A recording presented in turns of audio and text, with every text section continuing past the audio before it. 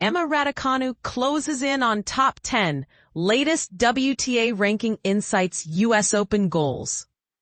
Emma Raducanu is making waves in the tennis world as her real ranking comes into focus, sparking debates about whether the official WTA rankings truly reflect her current form. While her recent surge in the WTA rankings has been impressive, alternative systems like the WTA race and UTR, Universal Tennis Rating, suggest she might already belong among the sport's elite. But here's where it gets controversial. Some argue that her rapid climb is an anomaly, while others see it as proof that she's just one big tournament away from reclaiming her top 10 status. Let's break it down. Since the grass court season, Raducanu has steadily climbed the rankings, fueled by a gritty 3-set loss to Aryna Sabalenka in Wimbledon's third round. That match, many analysts argue, was a turning point. Sabalenka herself called Raducanu's performance incredible, a ringing endorsement that the 22-year-old former US Open champion didn't take lightly. "It gives me confidence that I'm not as far away as I thought," Raducanu admitted, highlighting how the match showed she's closing the gap to the sport's top tier. Her momentum didn't stop there. Raducanu followed up with a semi-final run at the WTA 500 in Washington and strong early results at the WTA 1000 in Montreal. These performances have propelled her to 25th in the WTA race, which tracks 2025 performance points, and 13th in the UTR rankings.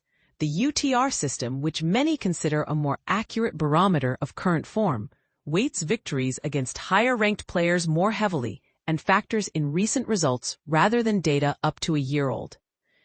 This makes it especially relevant for Raducanu, who has few points to defend from 2024, giving her a golden opportunity to leap up the rankings this year. And this is the part most people miss. The UTR's algorithm isn't just for pros. It evaluates players of all levels, from juniors to retirees, on a 1.00 to 16.50 scale, based on actual match results. This universality adds credibility to Raducanu's UTR ranking, as it suggests she's outperforming not just her peers, but the broader tennis ecosystem. Sabalenka's praise, meanwhile, has become a fuel for Raducanu's confidence. "I'd rather compete on the court than have it be a one-way match," she said, acknowledging her self-critical nature even as she celebrates progress. But does this mean the WTA rankings are lagging? Critics point out that the traditional system averages results over 52 weeks, which can mask short-term improvements. For Raducanu, this means her current form, highlighted by her UTR and WTA race positions, might already place her in the top 20. Even if the official rankings haven't caught up. A strong US Open could bridge that gap, especially since the tournament's seeding is determined by the WTA race. With minimal points to defend and a renewed belief in her ability, she's in a prime position to make a statement. So, is Raducanu's top 10 return inevitable? Or is she still an outlier? The numbers tell one story, but the court will decide the rest. What do you think? Share your views in the comments. Does her current form prove she's back among the best? Or is the official ranking still the best metric? And how do you feel about alternative rankings, like UTR gaining traction in the tennis world? Emma Raducanu's unstoppable surge, breaking records and dominating the Canadian Open, US Open prep. Emma Raducanu is on a roll like never before as she heads into the US Open.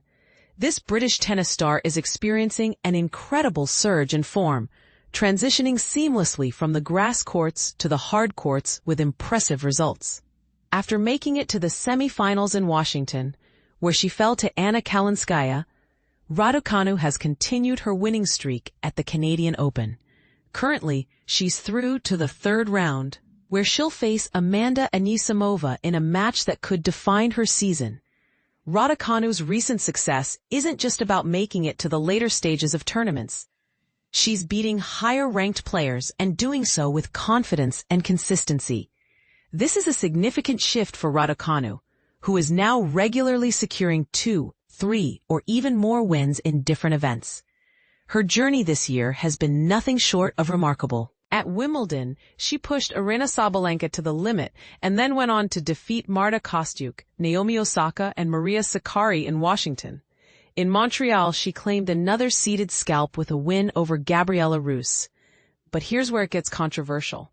Raducanu's recent form is so impressive that some experts are questioning if anyone can stop her momentum, especially heading into the U.S. Open. Her recent victory over Ruse also broke a British tennis record, further cementing her status as a rising star.